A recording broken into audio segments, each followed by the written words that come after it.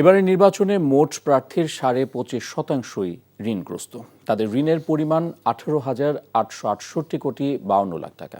সকালে জাতীয় নির্বাচনে অংশ নেওয়া প্রার্থীদের হলফনামা নিয়ে সংবাদ সম্মেলনে এসব তথ্য তুলে ধরে টিআইবি। ঋণখেলাপিদের নির্বাচন করার সুযোগ দেওয়া উচিত হয়নি। ব্যবসাবৃত্তি রাজনীতির কাছে নির্বাচন কমিশন জিম্মি বলেও মনে করে টিআইবি। ওবায়দুল্লাহ মামুনের প্রতিবেদন।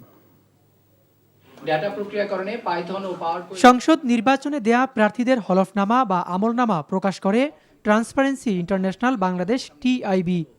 গত 5টি জাতীয় নির্বাচনের 8,000 হলফনামা বিশ্লেষণ করে এই প্রতিবেদন উপস্থাপন করে তারা। এবার নির্বাচনে 51টি রাজনৈতিক দলের 1,981 জন প্রার্থী অংশ নিয়েছে। তাদের মধ্যে সবচেয়ে বেশি 288 জন বিএনপির, স্বতন্ত্র 249, জামায়াত ইসলামী 222 আর এনসিপির 32 জন।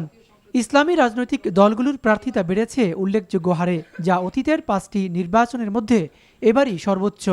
এবারের প্রার্থীরা অতীতের চেয়ে অধিক শিক্ষিত ও বয়সেও তরুণদের সংখ্যা বেড়েছে।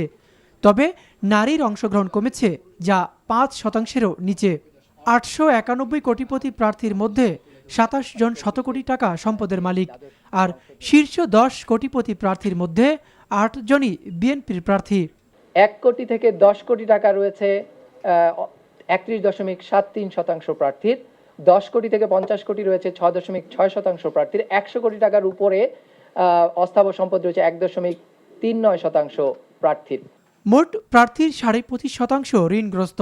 তাদের ঋণের পরিমাণ 18,868,52,00,000 টাকা। গত 5টি নির্বাচনের মধ্যে দায়গ্রস্ত প্রার্থী কম হলেও ঋণের পরিমাণ সবচেয়ে বেশি।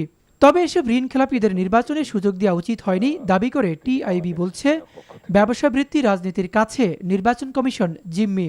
আমাদের রাজনীতিতে অর্থ, পেশি এবং ধর্ম, এই তিনটে একসাথে একাকার হওয়ার কারণে সুস্থ রাজনীতি কিন্তু এক ধরনের জিম্মি দশার দিকে যাচ্ছে।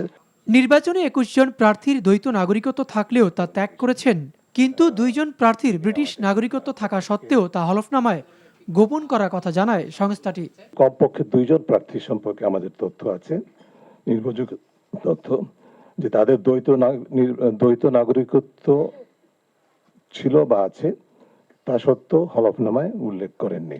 শীর্ষ ঋণগ্রস্ত দলগুলোর প্রার্থীর 10 জনের মধ্যে 9 জনই বিএনপির, 1 জন স্বতন্ত্র, আর কম ঋণগ্রস্ত দল বাংলাদেশ খেলাফত মজলিস। Obaidullah Mamun, NTV news, Dhaka.